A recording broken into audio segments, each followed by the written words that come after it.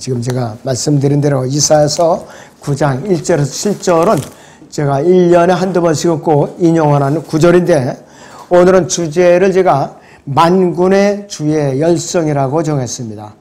이것이 이 설교는 제 창작품은 아니고 어느 교회 목사님, 훌륭한 목사님이 이 설교를 하신 것을 제가 이것을 인용을 하는 거예요. 제가 이제 내용을 첨가하고 빼고 해갖고 인용을 한 건데, 이제 서론을 들어가자면은 2차 세계대전이 거의 끝날 때쯤이에요. 2차 세계대전. 그런데 나치 독일군 포로 수용소면은 악명 높기로 유명했죠. 포로 수용소가. 영국의 맥도널드 목사라는 분이 포로로 같이 잡혀 있었어요. 아마 군대에 참전을 했던 것 같아요. 그런데 포로 동료 중에 전기 기술자가 같이 포로로 잡혀 있었던 것 같아요. 그분이 몰래 여러 가지 부품을 봐가지고 간신히 라디오를 조립한 게 라디오. 그럼 몰래 이제 BBC 방송을 들었는데 어떤 방송에 들려왔느냐. 이제 연합군이 다가오고 있다 이거예요. 연합군이. 그러니까 동료 전기 기술자가 슬그머니 와가지고 귓속말로 뭐라고 그랬느냐. Hey, they have come 그랬어요. 이봐, 그들이 왔어. 이봐, 그들이 왔어. 그 소리라는 거예요. 나치 독일 포로 수용소에서 아주 수고대하고 풀려나기를 바랐던 포로들이 미군을 주력 부대로 한 연합군이 프랑스의 노르망디 해안에 어떻게 되는가? 상륙 작전에 성공했다는 소식이 들려온 거예요. 노르망디 해안에 연합군이 상륙하면서 많은 연합군이 또 전사를 했어요. 치열했기 때문에 공부해요. 우리도 이겼대 인천 상륙 작전을 했죠. 확률이 몇천 분의 1도 넘어요. 그 희박한 확률을 뚫고 상륙을 한 거예요. 노르망디 상륙 작전도 그랬던 것이에요. 그래서 이제 드디어 그들이 왔다. 이 소문이 포로 수용소에 쫙 퍼지니까 어떤 포로들은 옷도 제대로 입지 않은 채 그냥 속옷 차림으로 뛰어나온 거예요. 그래서 뭐라고 그랬느냐. 왔어 하면서 여기저기서 소리 지르니까 독일군 그 감시병들이 저것들이 미쳤군, 정신이 돌았군 이러면서 총뿌리를 갖다가 들이대면서 진압을 했을 거예요. 아마 빨리 들어가라고. 그런데 이들이 이것이 흥분이 가라앉히라는 거예요. 환경은 변화된 게 없어요. 철조망도 그들이 쳐져 있다. 담도 높게 쳐져 그들이 있죠. 변한 거는 아무것도 없어요. 환경은 아무것도 없는데 이 사람들이 마음이 변한 거예요. 희망이 생긴 거예요. 우리가 이제 풀려날 희망이 생겼다 이거예요. 그러면서 서로 그냥 얼싸안고 좋아서 어쩔 줄 모르고 그랬다 이것이요. 그러니까 연합군이 자기들을 구출하려고 진격해오고 있다, 눈앞에 오고 있다는 것을 확신을 갖게 되니까 이 사람들이 마음이 변화된 거예요. 포로 수용소 자체에 변화는 전혀 없는 것이에요. 그러니까 포로들이 표정이 기쁨이 넘치고 새 힘이 솟아오르고 막연하던 미래가 소망으로 바뀌고 나니까 이들이 기뻐서 이제 날뛸 수밖에 없었죠. 그런데 감시병들은 이걸 이해를 못했던 거예요. 도저히 이해를 못했던 거예요. 자, 이 시대에, 이 교회 시대의 마지막에 라우디케아 교회 시대에도 죄악으로 가득 차고 온갖 고통과 고난과 시험에 있더라도 우리는 예수 그리스도에 일어난 소망과 기쁨을 우리는 갖고 있어요. 여러분들 요즘 세상 돌아가는 거 보세요. 너무나도 짜증스럽죠? 경기가 너무나도 어렵죠? 또 이렇게 좀 사업장 안정될 만하면 회방꾼들이 들어와서 또 속을 뒤집어 놓고 자꾸 앞서가서 물을 흐리면서 속을 타게 한다 이것이에요. 그것이 세상에 바로. 그리고 여러분들 개인들도 그렇죠. 마음의 평안을 얻을 만하면 또 이렇게 마음을 또 휘저어놓고 그런 것이 세상이라 이것이에요. 자, 그래서 이 이사야서 7장에서는 남한국 유다왕 히스기야가 시리아 군대와 북왕국 이스라엘이 연합해갖고 쳐들어와갖고 예루살렘을 포위해버렸어요. 그때에 이 남한국 유다가 하나님께 부르짖어야 되는데 아시리아의 도움을 요청해버린 거예요. 아시리아에. 그러니까 하나님께서 기뻐하시질 않죠. 이사야서 8장에서는 이들이 곤욕을 치르게 되는 거예요. 그런데 이사야서 9장에서 들어오면서 완전히 상황이 뒤바뀌기 시작하는 거예요. 절망에서 소망으로 뒤바뀌기 시작했다 이것이. 하나님께서는 아시리아의 도움을 요청하시자마자 이 유다를 외면해버렸어요. 어디 한번 견뎌봐라 이거예요. 그런데 9장에서 상황이 뒤바뀌어갖고 유다의 밝은 미래를 예언해주고 있어요. 유다의 밝은 미래. 하나님께서는 여러분들의 개인적인 아버지 안에 하나님께서 육신의 아버지도 자식이 잘못하면 회초리질이라고 야단을 치고 그랬을지라도 아들은 아들이라 이거예요. 결과적으로 감싸주죠. 위로해주고 감싸주고 또 이렇게 쓰다듬어주고 그러는데요. 여러분 계획적으로 모시고 있는 하나님께서도 여러분들의 아버지이기 때문에 그런 거예요.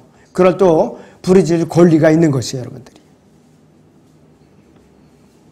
하나님께 잘못하면 꾸짖고 징계를 하시는데 남한국 유다가 멸망하라고 그런 건 아니었어요.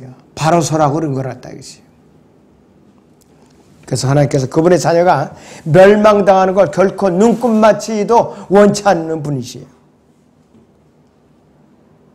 자, 올바로 서기를 원하실 거죠. 그리고 이 시대에 라오디게아 교회 시대에 그리스도인인 우리도 아버지 하나님께서 주시는 꾸짖음과 징계를 받을 때 결코 좌절하거나 낙심하거나 실망하거나 하나님을 원망해서는 안 돼요. 하나님 너무나 너무하십니다. 왜 저에게만 이렇게 가혹하십니까? 이러면 안 된다 이것이요. 그래서 본문의 이사야 9장은 이 암울한 현 세상, 바로 이 세상에서 지금 우리나라 같은 현상에서도 상황에서도 소망을 잃지 않기 위해서 먼 미래에 이스라엘을 구원하실 메시아가 오실 것을 예언하고 있어요. 여러분들은 성령으로 거듭났죠? 여러분들 몸 안에 성령으로 있으니까 내주하셔요. 아무리 상황이 지금 힘들지라도. 그래서 이사야서 9장 1절 7절에서는 예수 그리스도께서 이 땅에 오셔서 세 가지 하실 일에 대해서 언급을 하고 있어요. 이게 다 예언입니다. 첫째는 예수 그리스도께서 우리에게 영광을 주시는 분이에요. 야단을 치시는 분이 아니라 이거예요. 이사야 9장 1절에서 2절을 다시 봅니다. 그럼에도 불구하고 그랬어요. 7장 8장에서 그렇게 징계를 받고 힘들었음에도 불구하고 뜻이에요. 그 침침함에 괴로움을 당하던 때만큼은 되지 않을 것이니 그가 스불론 땅과 납탈리 땅을 처음에는 가볍게 괴롭혔을까. 그 후에 요단 건너 민족들이 갈릴리에 있는 해변길에서 더욱 가혹하게 괴롭히셨을 때라. 흑암에서 행했던 백성의 큰 빛을 보았으며 죽음이 그림자의 땅에 거하는 자들 위에 빛이 비쳤도다. 이렇게 예언을 하고 있어요. 그래서 이 아담 안에서 타락한 인간은요, 복음으로 구원받아요. 다른 방법이 없다 이것이. 유일한 것이 복음으로 구원을 받아요. 예수 그리스도를 인격적으로 만나기 전까지는, 영원한 생명 어디까지는 어두움의 세상에 포로로 잡혀있게 돼 있어요. 공중권세의 통치자인 우리는 마귀의 자녀였었어요. 거듭나기 직전까지. 그러나 구원받은 이후에 우리에게는 진리의 빛이 우리 몸 안에 성령으로 내주하고 계셔요. 그래서 어두움에서 벗어나서 환하게 밝아지는 거예요. 우리의 마음이 밝아지게 돼 있다 이것이. 이것을 영화롭다고 표현하는데 예수 그리스도를 통해서 나 자신을 찾아낸 것, 이것이 바로 영광이라고 합니다. 바로 반짝반짝 빛이 비치는 것이 영광이 아니라 바로 이것을 영광이라고 그래요. 여러분들, 예수 그리스도를 만나기 전에는 부끄럽고 초라했던 내 모습이었는데 내가 영광스럽게 변화받은 것이. 그럼 나는 누구인가? 왜 내가 이렇게 고생스럽게 태어났는가? 왜 나만 이렇게 고생스럽게 살아야만 하는가? 이렇게 불평하고 살아왔던 존재입니다. 예수 그리스도를 인격적으로 만나고 나서부터는, 그 순간부터는 어떻게 되느냐? 내가 얼마나 소중한 존재인가? 다시 여러분 각자가 나 자신을 재조명하는 것이에요. 하나님의 놀라운 사랑을 받은 일을 이제 알게 되는 것이에요. 나의 존재의 의미와 가치를 내가 재평가하기 시작하는 것이. 내가 재평가하기 시작하는 거예요. 이러한 의미에서 예수 그리스도께서는 우리를 영화롭게 하셔요. 누구를 위해서? 그분의 영광을 위해서 우리를 영화롭게 하시는 거예요. 자, 예수 그리스도를 만나면은 나의 평생의 유일한 자랑은 무엇이냐? 예수 그리스도만 자랑하는 거예요. 예수 그리스도만 자랑하는 것이. 자, 예수 그리스도께서 이 땅에서 오셔서 두 번째 하시는 일, 우리에게 기쁨을 주신 거예요. 기쁨을 주셨어요. 자, 이사야 본문 9장 3절로 같이 보시죠. 주께서 그 민족을 번성케 하셨으나 그랬어요. 그 즐거움은 늘리지 아니하셨나이다. 그들이 주 앞에서 추수하는 기쁨과 사람들이 탈취물을 나눌 때의 즐거움같이 즐거워하리니, 이렇게 예언을 하고 있어요. 교리적으로는 이방인들과 관계가 없지만은 영적으로 이렇게 적용할 수가 있어요. 교리적으로는 이스라엘에게, 유대인들에게만 해당되는 말이에요. 왜? 그들은 앞으로 큰 환란, 대환란을 통해서 많은 사람들이 또 죽어야 돼요. 남은 자들만은 구원을 받아야. 그러니까 이들은 기쁨이 드러날 수가 없지요. 지금 이 세상에서도, 지금 이때에도 이스라엘을 보세요. 잠시도 편안할 날이 없어요. 하마스하고 지금 전쟁하는 거 보세요. 800km 갔던 땅, 거미줄 같은 땅굴 찾아내갖고 다 제거하느라고 이스라엘은 이 국제사회에서 비난을 받아도 생존을 위해서는 하마스 지역의 건물을 다 폭파시키지 않을 수가 없어요. 왜? 그 건물마다 지하 그 입구니까. 어쩔 수 없이 그렇게 하는 거예요. 그렇지 않으면 자기들이 죽으니까. 그래서 이스라엘을 보면은 국가 자체가 지금은 주님께서 오시기 전까지는 고통을 받을 수밖에 없는 거예요. 왜 그런가? 그들이 메시아 왕을 갈보리 십자가 못 박아서 거부했기 때문에 고통을 받는 것이에요. 자, 근데 예수 그리스도께서는요, 우리에게 마지막에는 기쁨을 회복시켜 주시는 분이에요. 우리에게 진정한 복음의 기쁜 소식을 주시려고 오신 분이에요. 하나님의 형상대로 지음받은 우리에게 진정한 기쁨은 아담 안에서 타락한 하나님과의 관계를 회복시켜 주시는 거예요. 그것이 우리에게 기쁨이 회복되는 것입니다. 가장 큰 기쁨이에요. 사람으로서 세상에서 겪는 기쁨이 두 가지가 있는데, 첫째는 뭐냐? 추수의 기쁨이에요. 내가 직접 땀을 내서 수고한 것에 대한 풍성한 결실을 맺을 때 내가 기쁨을 누릴 수가 있는 것이죠. 추수의 기쁨은 바로 수고의 기쁨이고, 또 한 가지 세상의 기쁨은 전쟁에서 승리한 기쁨입니다. 치열한 전쟁이 끝나고 나서는 승리의 기쁨뿐만 아니라 전리품을 또 얻는 기쁨이 있어요. 이 지금 현대전에서는요, 패배를 하잖아요. 패전국으로서 손해배상까지 물어야 돼요. 그 전쟁에서 지면 빚더미가 돼요. 그 나라가. 거지 국가가 된다 이것이요. 그래서 이스라엘은 목숨을 걸고 이겨야 돼요. 목숨을 걸고 이겨야 돼요. 네, 목숨을 걸고 이겨야 된다 이것이요. 자, 그러니 너무나도 이 전쟁에 대한 승리는 너무나도 기쁨에서 우리가 비교할 수도 없어요. 그런데 이 세상에서의 두 가지 기쁨보다 더 소중한 기쁨이 있어요. 비교할 수조차 없는 더 큰 기쁨이 있는데, 어떤 기쁨이냐? 예수 그리스도께서 우리에게 영원한 생명의 기쁨을 주신 그 기쁨이에요. 그 기쁨을 주시려고 우리에게 오신 거예요. 우리에게 기쁨을 주시려고. 그래서 우리는 기쁨의 근원이신, 믿음의 근원이신, 구원의 근원이시고 믿음의 창시자이신 예수 그리스도를 위해서 살아야 된다. 자, 예수 그리스도께서는 왜 오셨는가? 세 번째는 우리에게 진정한 자유와 화평을 주기 위해서 오셨어요.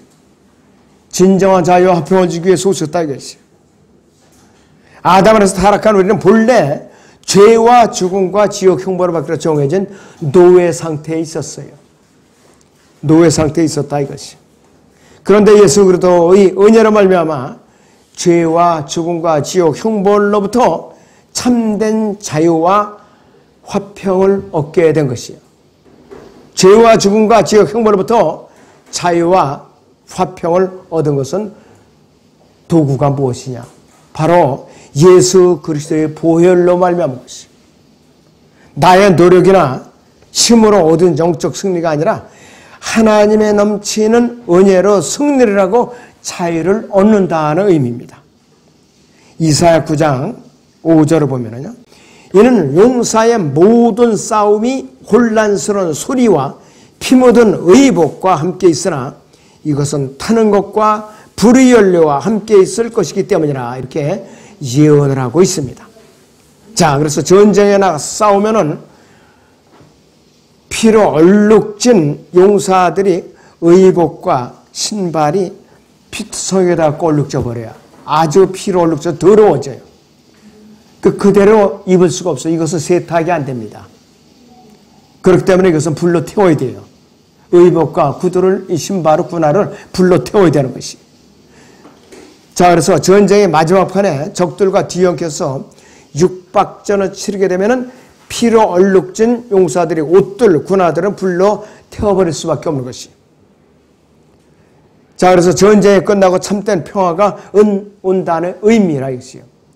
예수님께서도 아마겟돈 전쟁을 치르고 나면은 7개월 동안 불에 태웁니다. 전부 다 태워요. 오염된 거 다 태운다 이것이. 예수 그리스도 우리와 함께 아마겟돈 전쟁에 참여하실 때에 바로 이와 같은 일이 겪게 되는 것이요. 이와 같은 일이 겪게 돼요. 진정한 자유와 화평은 오직 예수 그리스도께로만 올 수가 있어요. 영광과 기쁨과 자유와 화평의 공통점은 무엇인가? 인간이 스스로 누릴 수 있는 것들이 아니에요. 전적으로 하나님의 선물입니다. 하나님의 선물이에요. 인간에게는 절실하지만 스스로 해결할 수 없는 인간의 근본 문제를 해결하기 위해서 예수 그리스도께서 메시아 왕으로 이 땅에 재림하셔야만 이 땅에 진정한 평화가 오는 것이에요. 그렇지 않으면 불가능한 것이에요. 자, 그리고 예수 그리스도께서는 진정한 메시아 왕이시에요. 진정한 메시아 왕이시에요. 어떻게 오셨는가? 한 처녀의 몸에서 아기로 태어나셨어요. 한 처녀의 몸에서 아기로 태어나신 거예요. 이것이 기적이죠, 바로. 이사야 7장 14절에 보라, 한 처녀가 잉태하여 아들을 낳으리니 그랬잖아요. 육신이 넘을 때는 분명히 아기인데 영적으로는 하나님께서 그분의 아들을 우리에게 주신 거예요. 육신의 어머니에게서 태어나게 하셨어요. 그분의 아들이신 예수 그리스도께서는 그분의 어깨에 정부가 주어진 것이에요. 어떤 정부? 죄가 없고 절대 독재로 공평과 정의가 흐르는 지상 천년 통치의 왕국을 주신 거라 이것이에요. 킹덤 오브 헤븐이라고. 그래서 천년왕국의 통치자이면서 왕이세요. 이사야 9장 6절 7절을 보시면 이는 우리에게 한 아이가 태어났고 우리에게 한 아들이 주었으니 정부가 그의 어깨 위에 있을 것이요 그의 이름은 경이로운 분이라 상담자라 능하신 하나님이라 영원하신 아버지라 화평의 통치자라 불리라고 그랬어요. 그의 정부와 화평이 증가하며 다윗의 보좌와 그의 왕국이 바르게 세워지고 지금부터 영원까지 공의와 정의로 그것을 굳게 세우는데 끝이 없으리라. 만군의 주의 열성이 이것을 실행하시래요. 만군의 주의 열성이 이것을 실행하시라고 그랬어요. 초림부터 재림까지 지상 천년 통치 끝까지 만군의 주이신 예수 그리스도의 열성이 이루신다 이거예요. 바로 그분의 열성이 이루신다 이것이에요. 자, 그렇다면은 네 번째는 메시아 왕이신 아기의 본질은 무언가 이거예요. 아기의 본질. 자, 9장 6절을 다시 봅니다. 이는 우리에게 한 아이가 태어났고 우리에게 한 아들이 주어졌으니 정부가 그의 어깨 위에 있을 것이요 그의 이름은 경이로운 분이라 상담자라 능하신 하나님이라 영원하신 아버지라 화평의 통치자라 불리리라고 예언하고 있습니다. 첫째는 경이로운 분이에요. 원더풀이라고 그래요.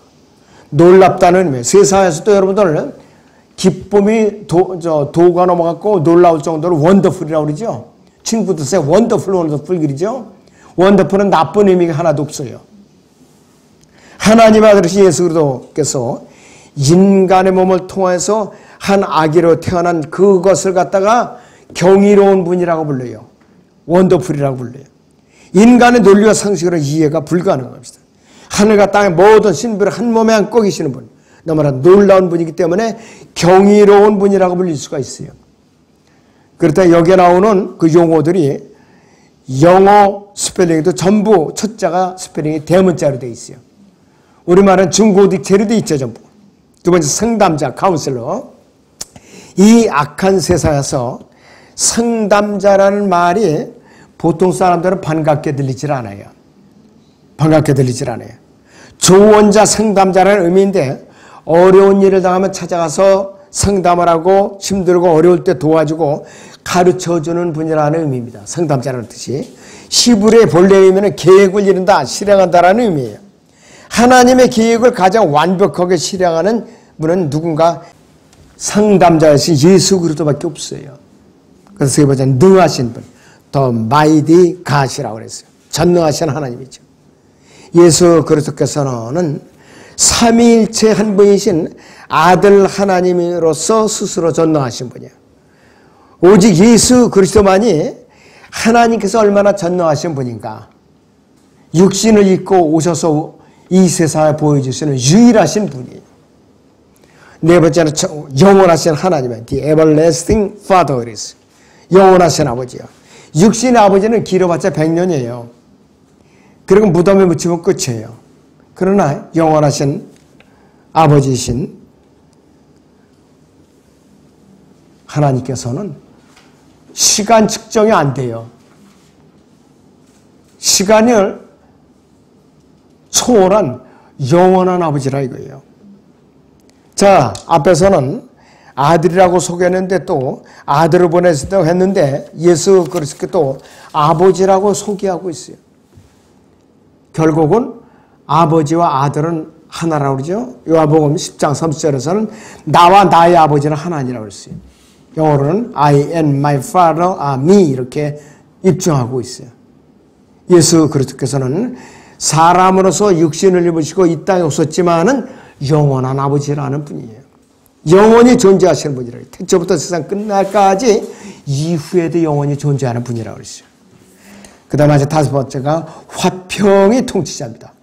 The Prince of Peace라고 그랬고, 지금은 이 세상에 왔던 어떤 사람도 화평의 통치자가 온 적도 없었고 또 불가능한 것이에요. 로마 교황, 평화의 왕, 절대로 아니에요.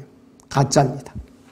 말 그대로 화평의 통치자이신데 세상은 예수 그리스도 없이 화평을 원하지만은 절대 불가능하다 이것이에요. 예수 그리스도께서는 요한복음 14장 27절에 이렇게 말씀하고 있죠. 한번 같이 읽습니다. 요한복음 14장 27절 시작. 내가 너희에게 화평을 남겨두나니 나의 화평을 너희에게 주노라. 내가 너희에게 주는 것은 세상에 주는 것과 같지 아니하니 너희는 마음에 근심하지 말고 두려워하지도 말라고 말씀하셨어요. 예수님께서는 우리에게 세상에 알 수도 없는 세상으로 전혀 불가능한 평안을 주시는 분이에요. 참으로 놀라운 약속이죠. 그래서 이사야 9장 7절에서는 그의 정부와 화평의 증강함이 다윗의 보좌와 그의 왕국 위에 바르게 세워지고 지금부터 영원까지 공의와 정의로 그것을 굳게 세우는데 끝이 없으래요. 공의와 정의로 세우는데 그랬어요. 그 지상왕국에서는 여러분들이 산상수훈만 지키면 돼요. 그때는 사탄이 감옥에 갇히면 깊은 굴에 갇히니까 누구든지 지킬 수가 있어요. 왜? 죄의 세력이 없어지니까. 자, 그리고 만군의 주의 열성이 이것을 실행하랬어요. 만군의 주의 열성. 인간의 온갖 노력으로는 절대 불가능한 일이에요. 국제연맹이라는 국제연합이라는 모든 국제기구, 국가 간의 협약 언제든지 깨지기 마련이에요. 깨질 수가 있어요. 언제든지. 그러나 하나님의 열성은 반드시 이루어져요. 만군의 주의 열성은 반드시 성취되시는 분이에요. 그러나 이분을 처음에 세상에 태어나는 걸 방해하던 자가 있었어요. 헤롯 대왕이라고.